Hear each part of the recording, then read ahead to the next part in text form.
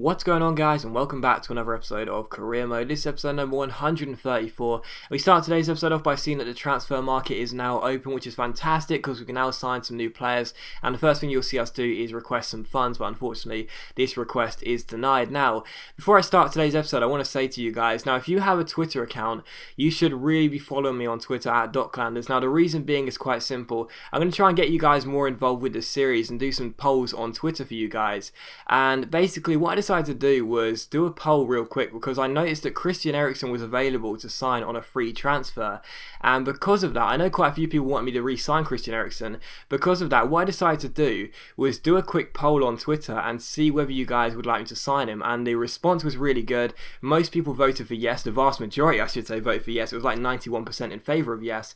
So we offer Christian Eriksen a contract here at Spurs on a pre-contract, and we go ahead and make the signature. Now, as I said, the significance of this was that if it wasn't for Twitter, I wouldn't have made this signing. I asked you guys whether we should sign Eriksen, and you guys said yes. So with that in mind, that's why I think you guys should be following me on Twitter. I know it may seem like a shameless plug, but in reality, all I want to do is get you guys more involved in this series, because there are so many times where I make a signing or I choose not to make a signing, and I see you guys saying, oh, why can't you do this? Why can't you do that? You know, why can't we get more involved kind of thing? And basically, I thought this is a really good idea. Basically, what we can do now is do some polls, and every now and then, I'll throw up a poll and say, should we sign this player, yes or no? And, you know, we'll see what you guys say, so we can try and get the series a bit more interactive, you know. So, thank you to everyone that voted in that poll. As I said, you should follow me on Twitter at @doclanders, and we'll get you guys more involved as much as possible. It's very, very, very simple, to be honest, to follow me on Twitter. It really is very easy to make a Twitter account if you don't have one, and yeah, we can get you guys more involved as well, because this way the series becomes a bit more interactive, because otherwise you guys are just going to see me doing my own thing, and you guys will feel like you're never involved unless there's a club that we could possibly be going to, and you guys can choose the club. Other than that, we can now do some Twitter polls, and you guys can get involved and feel like you're sort of managing with me, if you know what I mean. So, you know, because I know you guys, some of you guys have picked up why I say we instead of me a lot of the time when I'm managing the club. I'll say we did this, we did that. That's because I'm sort of referencing you guys as well, saying that we're managing together.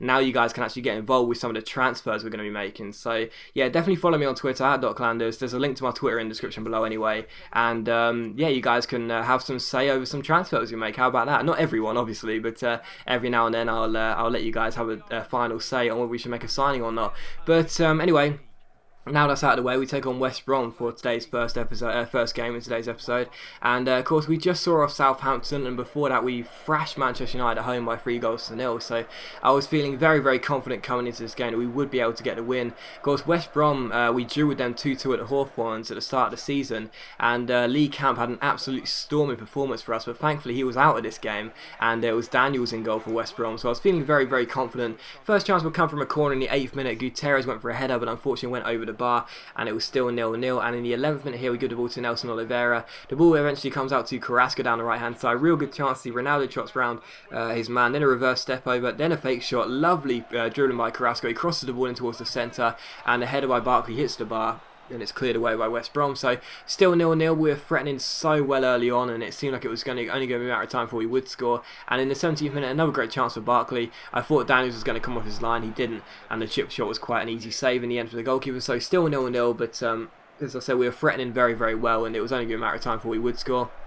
And in the 54th minute, another good chance for us. Fernando gets on the ball here, ends up playing the ball over the top towards Eric Lamela. Lamela goes for the chip shot, but it ends up on the roof of the net. So still 0-0, surprisingly. We just couldn't seem to score. We were playing so well, and I just knew that eventually, because West Brom weren't threatening at all, eventually we would get a goal. We switch to attacking here as we get the ball back to Lloris and play out from the back. Gutierrez gives it to Brian Carrasco, and Carrasco scoop turns around his man, then finds Lewis Holtby. Holtby gets past his man and plays a superb ball out wide towards Andros Townsend. It's a lovely 1-2 between him and Nelson Oliveira, goes down the left hand side, swings it across, and Brian Carrasco with the diving header makes it Spurs 1, West Brom 0 with just 15 minutes to go. And finally the West Brom defence was broken, so Carrasco gets the goal. Lovely little 1-2 between Townsend and Nelson Oliveira in the build up to the goal, and yeah, Carrasco with the diving header. I'm not sure I've scored a diving header in the series so far, so that was very nice to see. It was a bit of a like weird diving header, not like a traditional one, sort of like leapt forward like a bit of a salmon, you know, sideways, but even So a very, very decent finish, and a great cross by Townsend as well. Quite a few of you do want me to start Townsend, but it's very hard to fit him into the side, and of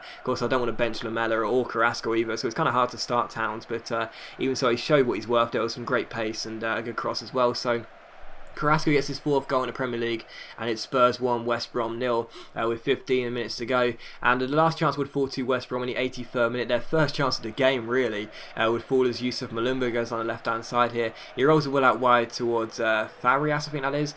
Gets past his man and crosses the ball in towards the centre. Berahino's header is simply saved by Lloris, and the game does finish 1-0. So, again, a routine victory. It was like the game against Southampton in the last game. You know, they barely ever threatened. They had like 1 or possibly 2 chances, and they were quite routine to deal with. And other than that, it was constant pressure, and eventually we'd score, and we did, and that was the end of that, really. So a 1-0 victory, and yeah, Carrasco with the only goal of the game, and I was very pleased to get it. And as you can see here, we do show the league table. I know this should have been shown before the West Brom game, but I forgot all about it, so I apologise for that. But here's a look at the league table. 20 games played. We are 1 point behind Chelsea, who are sitting top of the table. 5 points clear of United in 3rd, but most importantly, 10 points clear of Manchester City, who are in 5th. So yeah, doing very, very well as things stand to keep ourselves in that top 4 bracket and try and push for that title challenge. I keep sort of like going back and forth as to whether we can win the title this year, but even so, I'm certainly not going to rule out the possibility. But I'm trying to do a bit of a Brendan Rodgers, really, you know, with Liverpool this year. He's sort of trying to avoid the question, yet sort of skim over it every now and then. Can we win the title? Mathematically, yes, but I'm not going to say we're favourites or anything. You know, there's a chance we can win the title, but you know, just getting into the top 4 is the most important thing. But anyway, we take on West Ham for the following game here. West Ham at Upton Park, and as I said, these are the games we really do need to win. You know, these are going to be difficult games away from home. We do need to get the 3 points in this game and show that we are going to be capable of closing out these wins and making sure we can get ourselves the 3 points when they matter in games which can prove to be sticky situations for some clubs. The first chance of the game would actually fall to West Ham though, as they come forward here. Eventually the ball is played forward towards McCallum here, and his shot is well saved by Lloris, so really good stop by the goalkeeper there, and it's still 0-0. So McCallum, I think he was on loan at Hearts once, am I right in thinking that? But anyway, he had a good chance and he couldn't score anyway. I always like to say sort of like the former player had a good chance there, but I think he was on loan at Hearts anyway, but a good chance for him, but he missed it. Lloris made the save, and in the 52nd minute, Adrian had to make a good save to deny Carrasco from range, and from the corner it was crossed in towards Connor Wickham, and his header found the well, it crossed the line, let's just say that. Connor Wickham's header crosses the line. It's funny, you guys have been seeing this quite a few times this year, actually. The ball sort of hits the underside of the bar, then bounces out of the goal, and it's really odd. That's happened like 3 or 4 times already this season. Wickham claims the goal. And as you can see, the ball is crossed in from the corner. Wickham wins the header, hits the underside of the bar, and it comes out. I actually thought that this ball didn't cross the line. Of course, you've got to trust the AI, really. Of course you do. But I actually thought the ball didn't cross the line at first. I thought there was some fragments on the line of the ball, but of the ball on the line, I should say.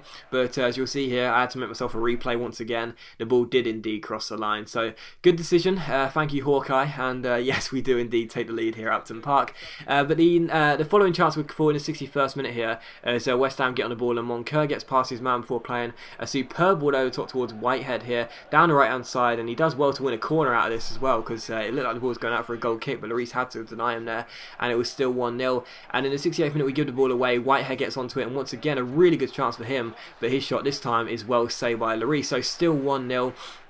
But West Ham beginning to threaten, and a few minutes after that, Stuart Downing gets on the ball here, gets past the challenge of Leal Gutierrez, goes down the left hand side, swings in across. There's Ricardo Vazte. The first shot is saved by Lloris, but it comes back to him and he makes it 1-1. So unfortunately Vazte gets the goal, and it's all square here at Upton Park. I was really annoyed about that because 2 players went up for the header. Well, they didn't go up for the header, but they shut down Vazte, but they still couldn't get to the ball. So Vazte makes it 1-1, and in the 82nd minute, a great chance for Gutierrez here. He wins a header, but he hits the bar, and West Ham cleared the ball away. So still 1-1, and we just couldn't seem to get ourselves that goal that would put us in front in this game once again. We win a free kick here though. Fabian Schär gets taken down by his man. I didn't think it was a free kick, to be honest, but we had a good chance in a very dangerous position here to make it 2-1 here. It's Lewis Holtby who stands over the free kick. Didn't really know who to give it to. Our last good free kick was against Swansea in the last episode, and I wasted it with Lamela. So I thought I'd let Lewis Holtby take it, see what I can do here. But once again, the result is a very, very familiar feeling, because I just completely waste his free kick. It's another great chance for us, and that is so bad. I am just awful at free kicks, I really am.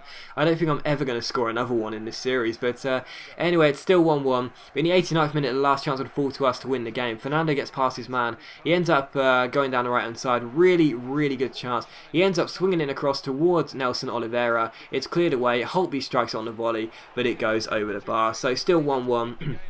It looked as though the game was going to finish this way, but to be honest, this was going to be super frustrating because in the 90th minute, this was the last chance of the game. Danny Welbeck plays the ball to Ross Barkley. He gives it to Connor Wickham. He plays it back to Barkley, who is running clear on goal, and the referee blows for full time. So I was just livid. I mean, I'm not going to say that Barkley was definitely going to score it 100%, but really, you'd imagine that Barkley would have had the power to get through 1-on-1, and the referee blows for full time. And I was like, oh, for goodness sake, the game hates me so much. But 1-1 was the final score. It's not a bad draw, really. It's not a bad result, but I still think we should have won it. But we'll have to take the positives. We didn't lose, and that's the main thing. But after that, we saw we had a transfer offer for Nelson Oliveira. It was from Arsenal. We asked for a ridiculous amount of money. They're not going to match it, and that means he will stay with us. But as always, guys, a big thank you for watching today's video. I really hope you have enjoyed it. If you have enjoyed the video, please leave likes, that's much appreciated, and it really does help my channel out. Don't forget to follow me on Twitter if you haven't already at @Clanders, because we will be getting you guys a lot more involved in the future. Thanks for watching, leave a like if you enjoyed, and I'll see you for the next episode of Career Mode very soon.